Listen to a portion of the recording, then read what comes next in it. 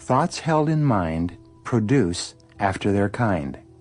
What you think becomes your reality. Earl Nightingale, in his audio program, The Strangest Secret, says that you become what you think about. Ralph Waldo Emerson summarized this idea more than 100 years before by saying, "A man becomes what he thinks about most of the time."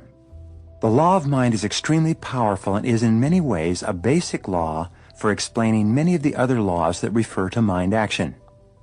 The natural extension of the law of mind is the third law of success, called the law of mental equivalency. This law says that your primary responsibility to yourself is to create a clear and accurate mental equivalent of what you wish to experience in each dimension of your external life. If you want to be happy, you need to clearly define for yourself and create the mental equivalent or picture of exactly what happiness means to you. If you wish to enjoy health and long life or happy relationships or financial prosperity, you need to create in your mind an exact, detailed picture of what you desire. As a result of a whole series of other laws that I'll be discussing, this becomes the critical starting point that begins inevitably to lead you to the realization of your dreams and goals. The fourth law of success is called the law of correspondence. This law has been talked about for perhaps 4,000 years, and it's one of the fundamental laws that explains human experience. It simply says that, as within, so without. It says that your outer life will tend to be a mirror image of your inner life. Your external world will tend to correspond almost exactly to what is going on inside both your conscious and subconscious minds. There are four major areas where you see the law of correspondence working all the time. The first is simply in your attitude. Whatever your attitude is, often before you even say anything, people will reflect it back to you in the way they talk to you and treat you. As within, so without. The second area where the law of correspondence is evident is in your relationships. Your relationships will almost perfectly mirror your attitude and your personality. If you're a good and happy person, you'll have good and happy relationships. As you become a more patient and tolerant and loving person, your relationships will reflect this almost immediately, very much as a mirror will do. The third area of correspondence that you see is in your health. Much of your health can be directly traced to specific attitudes that cause you to suffer from minor and major illnesses. The extensive work that's been done in the area of holistic medicine seems to suggest that there are corresponding attitudes of mind for most illnesses that you or I suffer, from the common cold and flu all the way up to the most serious illnesses that are often life-threatening. Whenever you're anxious or upset or unhappy for any reason, for any period of time, your body will begin to reflect those feelings. The entire basis of psychosomatic medicine is the conclusion that your mind, psycho, makes your body, soma, sick. What your mind harbors, your body eventually expresses. The fourth application of the law of correspondence is that your external world of material accomplishment will exactly correspond to your internal world of preparation. The more knowledge and skill you gain that helps you to be more effective in your work, the more you will be paid. You can't hope to acquire or achieve anything more on the outside until you've acquired it or achieved it on the inside. The law of correspondence reigns supreme.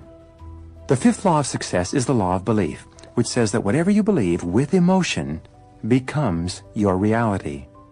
You always have a tendency to act in a manner consistent with your innermost beliefs and convictions. Your beliefs, in fact, act like a filter or a screen that edit out incoming information and only allows into your conscious awareness the things that you've already decided are true about yourself and the world. William James of Harvard said, "Belief creates the actual fact." In the Bible it says, "Whatsoever a man thinketh in his heart, so is he." For example, if you absolutely believe that you are meant to be a great success in life and that no matter what happens, nothing can stop you from achieving the greatness that is yours, you'll act in a manner consistent with that belief and you'll eventually make it come true. If you doubt your ability to be successful for any reason, this negative belief will be demonstrated in your tendency to hold yourself back. The most important part of the law of belief is the necessity for you to question your own self-limiting beliefs. These are the beliefs that act like the brakes on your potential. These are the nagging doubts and fears that people have about themselves and their abilities that cause them to sell themselves short. When you have self-limiting beliefs, you have a tendency to settle for far less than you may be capable of. Self-limiting beliefs revolve around your ability to lose weight or quit smoking or earn a certain amount of money or be attractive to members of the opposite sex or develop new abilities that are more conducive to your success and happiness. One of the most important steps you can take toward achieving great success is for you to question these self-limiting beliefs. You might even ask others who know you well what self-limiting beliefs they seem to think that you have that may be holding you back. Remember, self-limiting beliefs are often used as excuses. A good way to test your self-limiting beliefs is to ask yourself whether anyone else with the limitations you perceive you have has nonetheless gone on to achieve success. You can also look at your own actions to decide what it is that you truly value. Remember, it's not what you say or hope or wish or intend that is a true expression of your values and beliefs. It's only what you do. Children are very aware of this, and they ignore the advice of their parents when their parents say, "Do as I say, not as I do." The fact is, we all seem to know that a person's actions are the true reflection of their innermost convictions.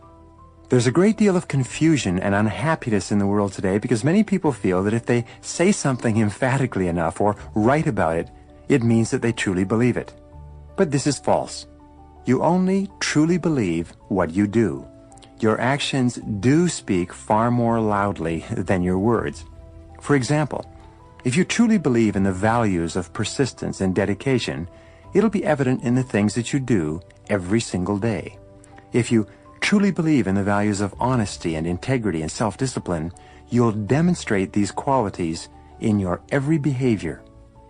In fact, you can tell what a person values by looking at what they did in the past when the pressure was on. It's only when you're forced to make a choice that you know what it is you really value. For example, when you have to choose between family and work or between money and honesty, your true values come out. The wonderful and important thing about your values is that you can develop them in yourself by disciplining yourself to act consistent with them, even if you haven't yet made them a fixed part of your character. I'll explain this later in the program.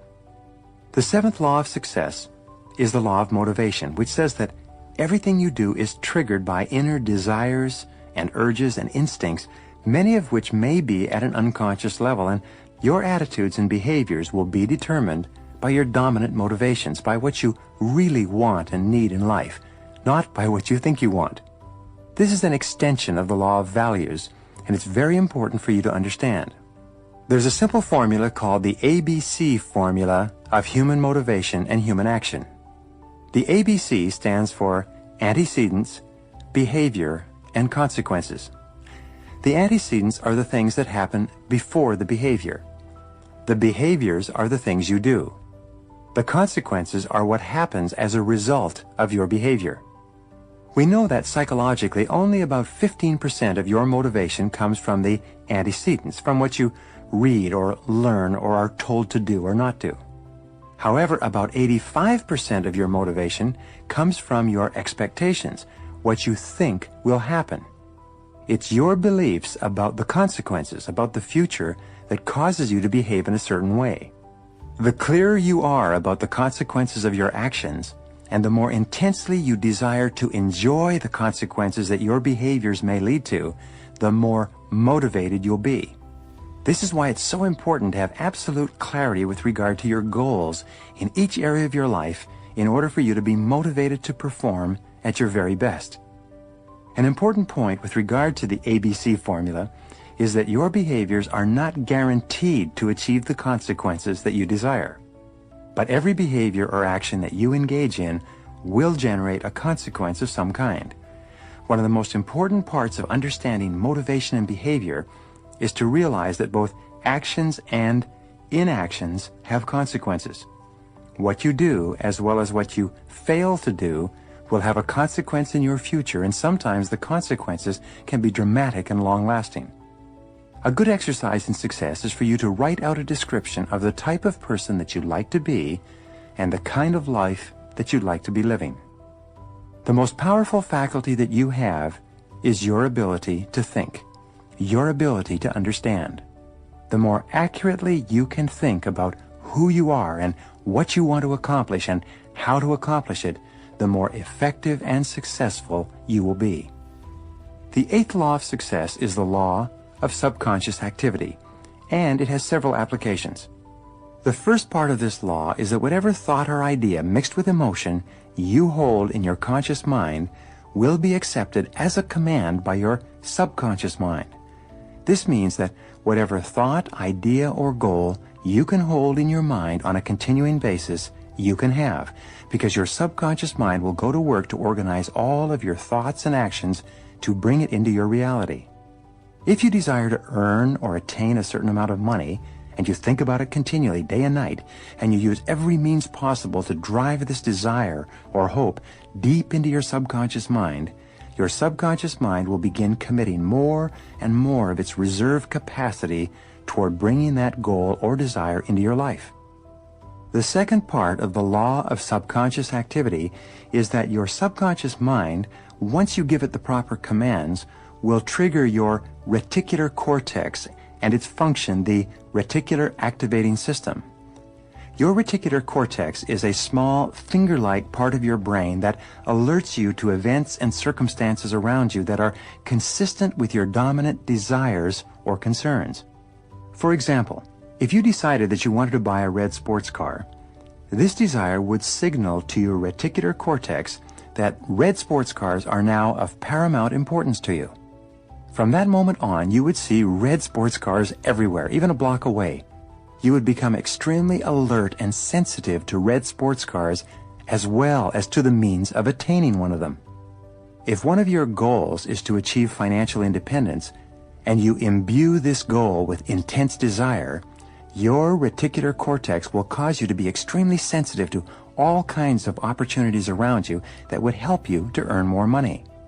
You would hear and see things everywhere that you might have been unaware of completely in the absence of having established this goal and planted it in your subconscious mind. The third part of the law of subconscious activity is that your subconscious mind, which controls your autonomic nervous system and all of your muscles, nerves, actions, and reactions, also controls your body language and your tone of voice. Professor Morabian of the University of California at Santa Barbara has concluded that when you communicate with others, fully 55% of the message you send is contained in your body language. 38% of the message you send is contained in your tone of voice, and only 7% of the message is contained in the actual words that you use. And your body language and tone of voice is largely controlled by messages about yourself and your goals that you've sent to your subconscious mind as the result of the way you think and feel.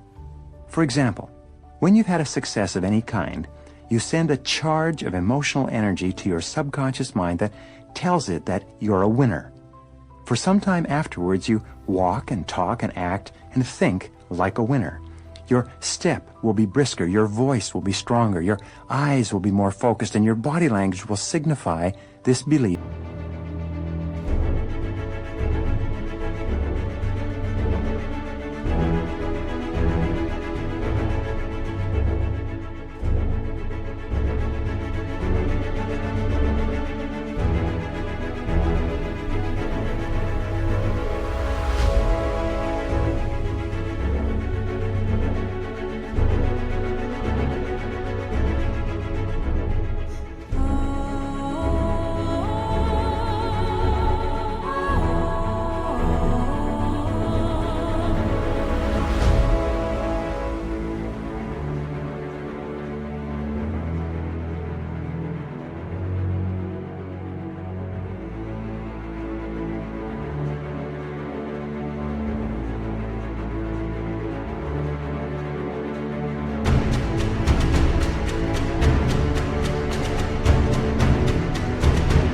About yourself. Your subconscious mind will accept your predominant emotional thoughts and organize your entire body, voice, and tone to fit a pattern consistent with it. The ninth law of success is the law of expectations. It's often called the law of the self-fulfilling prophecy. It's one of the most powerful of all laws because of its simplicity and its predictability. This law simply says that whatever you expect with confidence will have a tendency to materialize in your life. You get not what you want, but what you expect with the greatest intensity. For this reason, an attitude of positive self-expectancy seems to go hand in hand with great success in every area of your life. The wonderful thing about the law of expectations is that you have the power to manufacture your own expectations. You can decide to expect only good things to happen to you. You can walk and talk and act as though you believe the entire world was conspiring to help you to achieve your goals. You can become what W. Clement Stone often referred to as an inverse paranoid. You can become convinced that the entire world is conspiring to do you good. The way that you apply the law of expectations is by confidently looking for the good in every person and every situation. When you have a temporary setback, you can look into the setback for the valuable lesson that it might contain. Instead of becoming upset, you can say to yourself something like, I believe in the perfect outcome of every situation in my life. This kind of affirmation causes you to approach everything you do with a more positive and open and optimistic attitude. The most powerful of all expectations are the expectations you have of yourself. You should approach everything you do with an attitude of calm, confident self-expectancy. You should expect to be successful more times than you're unsuccessful, expect to win more times than you lose, and expect to eventually achieve your goals if you carry on long enough. The 10th law of success, which applies to many other areas of life, is called the law of concentration. It says that whatever you concentrate on and think about repeatedly with emotion tends to become more and more a part of your inner and outer life. Some of the most important work in psychology shows that if you dwell upon qualities that you wish to develop, like courage and sincerity and persistence, you tend to actually build those qualities brick by brick into your character and personality. The law of concentration goes hand in hand with the law of subconscious activity, and it largely explains the person that you are today. Whatever you've concentrated on in the past and are concentrating on in the present is having a major impact on your conduct and behavior. What you concentrate on largely determines the quality and quantity of the results that you get and the success that you enjoy. The 11th law of success is the law of habit. It says that virtually everything that you do is automatic and unthinking. You are largely a creature of habit. It says that from the time you get up in the morning to the time you go to bed at night, you have a tendency to follow the path of least resistance and to do the things that you become accustomed to doing in the past. You eat the same foods for breakfast, you brush your teeth with the same toothpaste, you take the same route to work, you greet people with the same words, you go to lunch at the same time, you work in the same way. Now, there's nothing wrong with establishing habits that enable you to simplify your life. In fact, your life becomes successful to the degree to which many of the things you once needed to concentrate on, such as driving a car, have become automatic and unthinking. When you make certain things habitual so they no longer require thought, your mind then becomes free to concentrate on other things that can be more helpful to you in achieving the things that you really want. There's several parts of the law of habit, and the first of these is that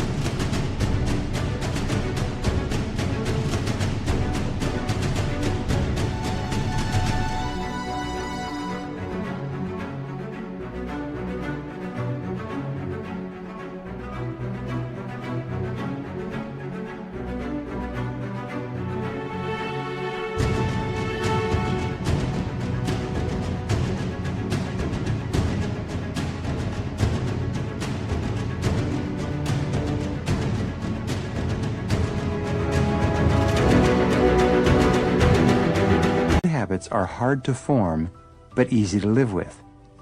The second part is that bad habits are easy to form, but hard to live with. One of the hardest of all things to change are bad habits which are counterproductive to the goals that you want to achieve. It's therefore important for you to sit down and think through the habits that you have and analyze them carefully. You need to decide whether or not they are moving you towards your goals or away from them. Remember, one of the most important of all observations on success is that everything you do either moves you in one direction or moves you in the other. Nothing is neutral. Everything counts. If a habit isn't helpful, it is hurtful. If a habit is not leading you to success, it's probably leading you to failure.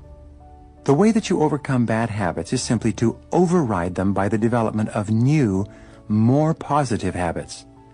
For example, if you have a golf swing that's causing your ball to go into the rough, you can override that habitual swing by taking lessons and learning how to hit the ball differently. If you have a habit of getting up later than you should, you can override that habit by repeatedly getting up earlier until that new behavior becomes the habit that dominates your thinking and your actions. By practicing the law of concentration in conjunction with the law of habit and thinking continually about how you would be with a new habit or behavior, you drive this message into your subconscious mind and you eventually begin to behave in a manner consistent with the new habits you wish to form. This brings us to the 12th law, one of the most important of all the laws of success, and that is the law of attraction. The law of attraction says that you are a living magnet and that you inevitably attract into your life the people, events, and circumstances that harmonize with your dominant thoughts. This is why we say that whatever you can hold in your mind on a continuing basis, you can have. Whatever thought you hold clearly and mix with emotion begins setting up a force field of mental energy that begins drawing towards you the things that you need to achieve that goal. This law of attraction has been written about for hundreds, if not thousands of years. It's contained in the old folk sayings, like attracts like, or like begets like. Or you've perhaps heard, birds of a feather flock together. My friend Mark Victor Hansen says that whatever you want, wants you. These are all ways of saying that your mind is extremely powerful and that whatever you think, emotionalized, becomes a form of energy like a magnet that's attracting the events and circumstances you experience into your life. In music, the law of attraction is often referred to as the law of sympathetic resonance. It explains, for example, that if you have two pianos in a large room and you hit the key of C on one of the pianos and then walk across the room to the other piano, the C note or string on the second piano will be vibrating in perfect harmony or resonance with the C string on the first piano. One of the most common examples of this law is when you enter a room full of people and you almost invariably have a sympathetic resonance or attraction with someone else in the room.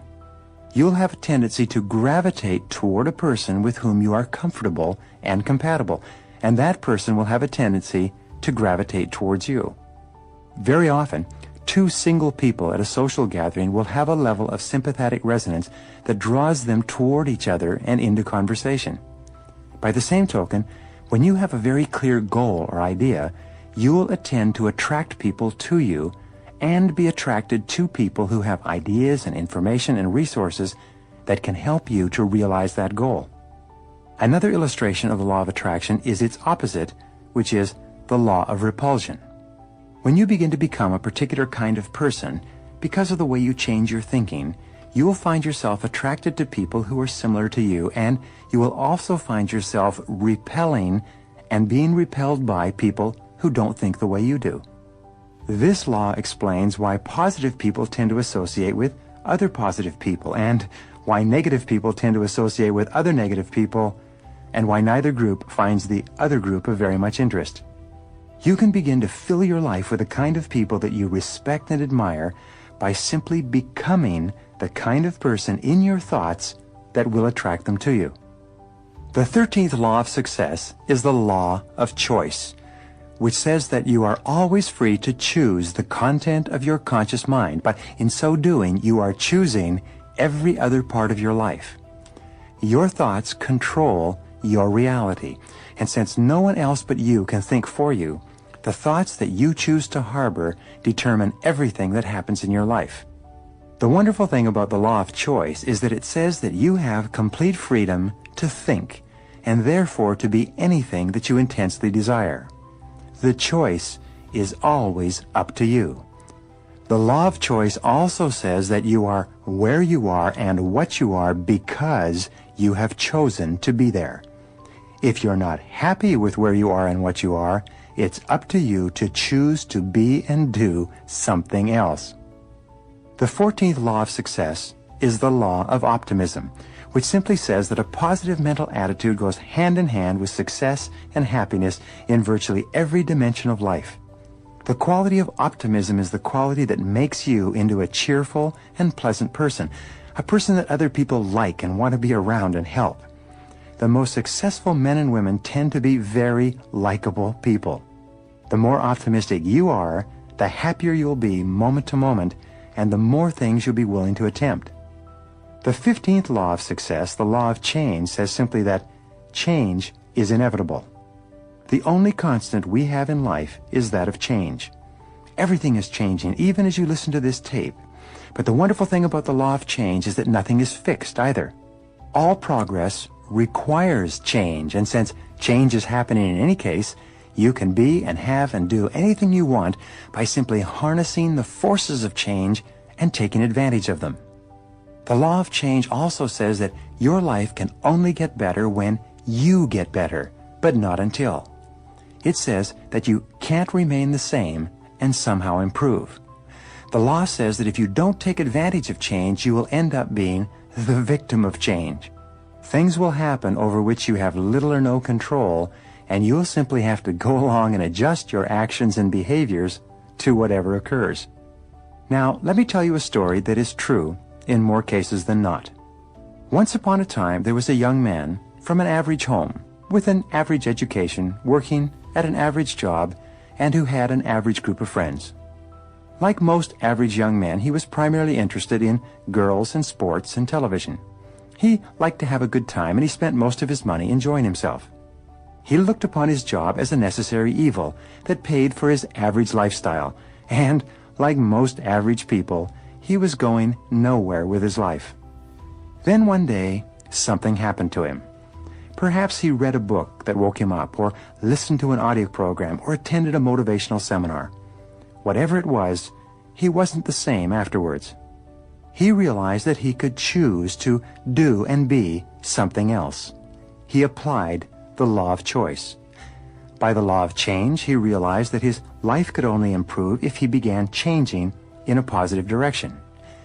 Using the law of cause and effect, he made some decisions about what he wanted to accomplish, and then began searching out the causes of the effects he desired. By the law of optimism, he was positive toward himself and his possibilities. He expected good things to happen, triggering the law of expectations. He went to work on his thinking, and he began to dwell, the law of concentration, on his ideal lifestyle. By the law of subconscious activity, he began to walk and talk like the person he envisioned himself becoming. He also began noticing opportunities to advance himself that he hadn't seen before. As he changed his thinking, he triggered the law of mind and the law of mental equivalency, and he created a clear picture of his goals. By the law of correspondence, his outer world began to reflect his new, improved inner world. His beliefs about himself began to change, and by the law of attraction, people and resources began to appear to help him move toward his goal. As he concentrated on his desires, his values and motivations changed, and he began developing the kind of habits that lead to success. In no time at all, by bringing his life into alignment and harmony with the laws of success, he began moving forward at a rate that surprised even him. And so can you. The laws of success are based on the foundation principle that in order for you to succeed, you must first decide what success means to you. You can then begin to apply these laws to your definition of success to bring it more rapidly into your reality.